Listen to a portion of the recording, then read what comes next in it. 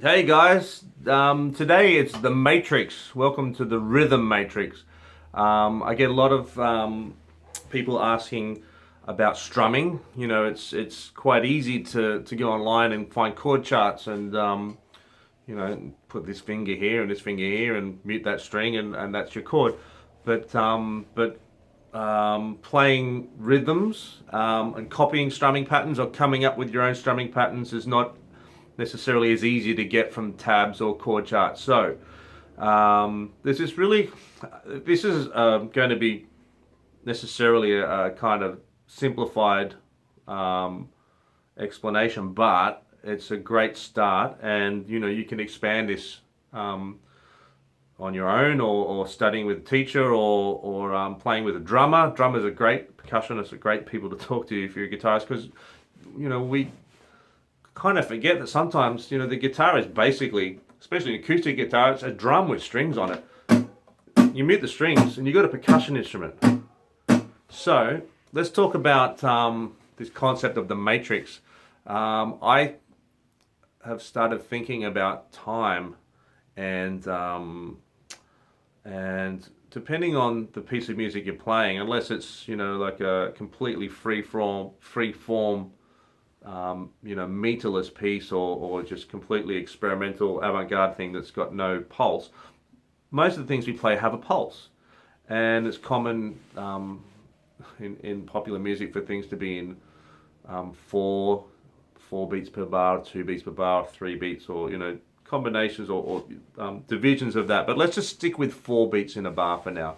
So if I'm counting 1, 2, 3, 4, it's really good to feel this pulse in your body, tap your foot, and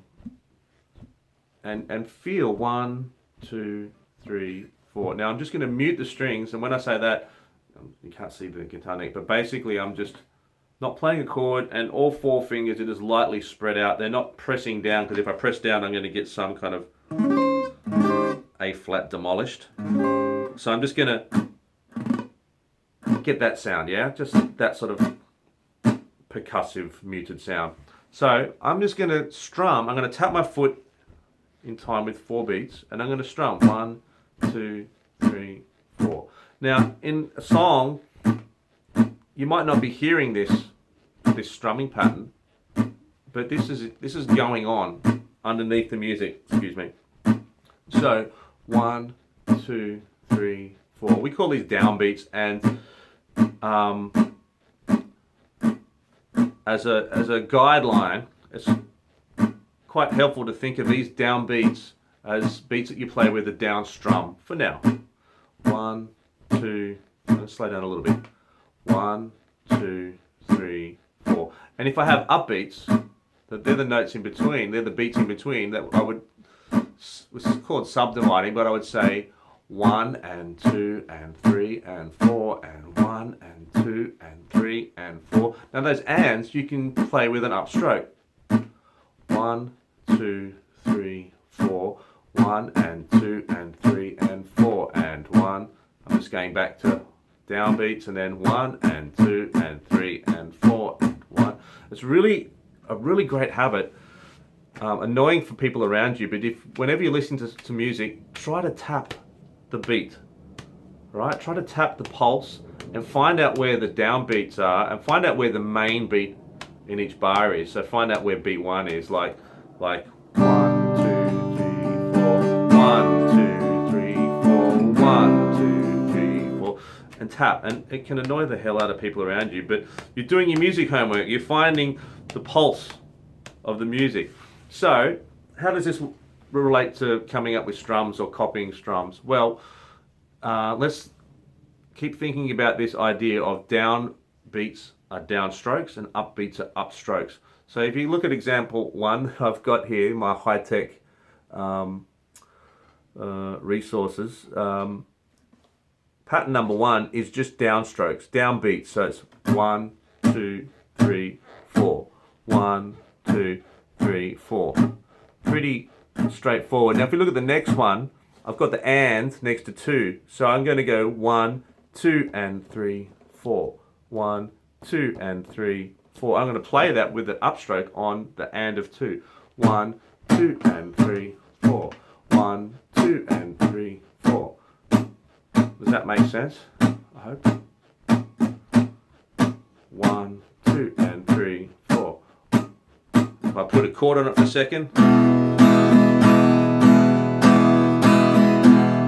But for now, I'm really just focused on the right hand. 1, 2. Well, it's whole body because I'm tapping.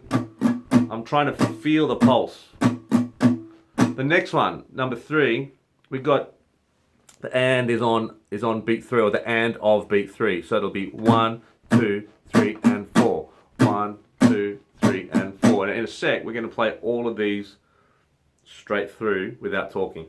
The next one, the next one's cool because I put it on 1 and 2. So we got 1 and 2, then no upstroke, and then 3 and 4. 1 and 2, 3 and 4. 1 and 2, 3 and 4. 1 and 2.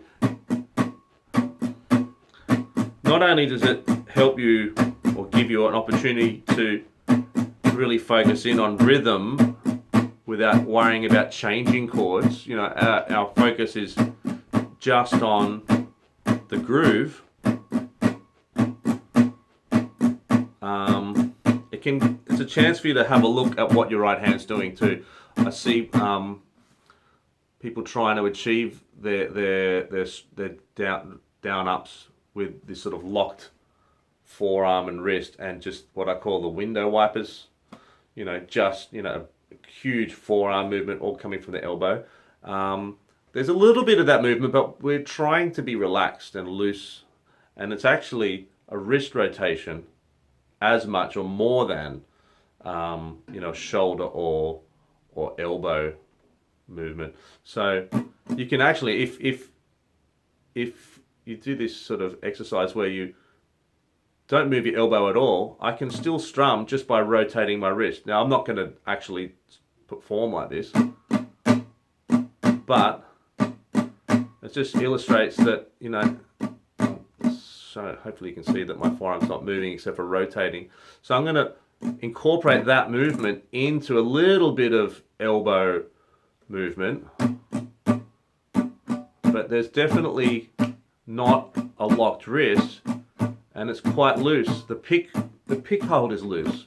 If you drop the pick sometimes, it's a pain in the bum, but it's a good sign that you're not squeezing too hard, because if you're hanging onto your pick so hard that the blood is forced out of the end and the nails have gone white, that's too much tension, and it's hard to play for a long time and to play with a nice, smooth, relaxed feel if you're creating tension. So everything's nice and relaxed. And we'll go back to this number 4. 1 and 2, 3 and 4. 1 and 2, 3 and 4.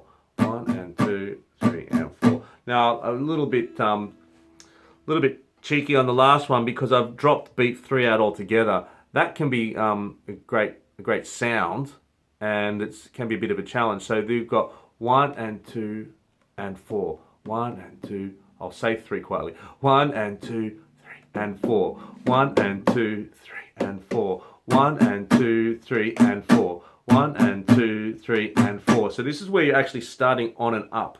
1 and 2, 3 and 4. 1 and 2, 3 and 4. 1 and 2, 3 and 4. 1 and 2, 3 and 4.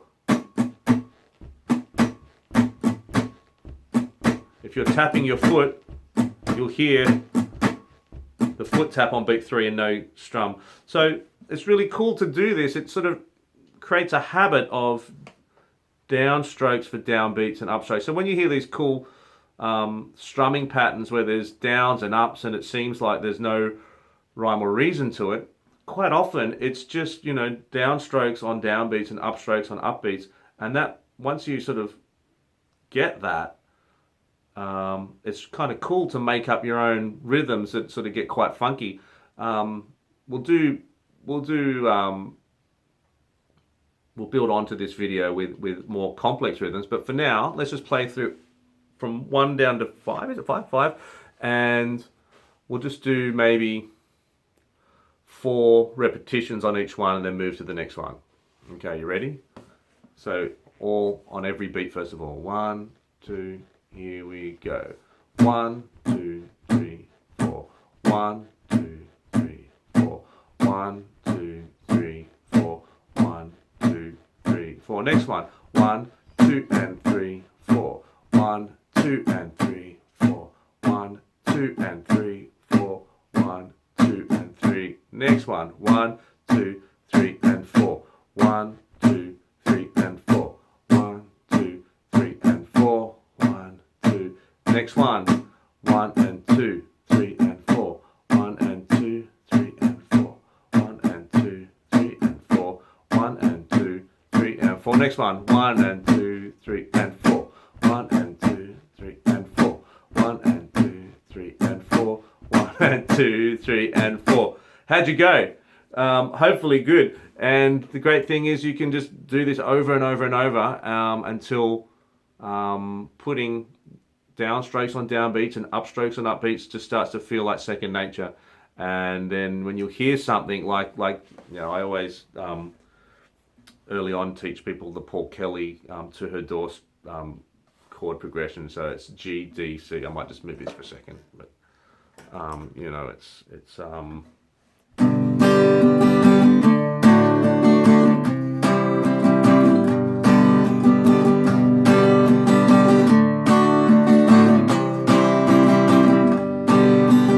that's one that people get intuitively if they know the song. They just kind of do it. But if you don't know the song very well, or you haven't even heard it before, 1,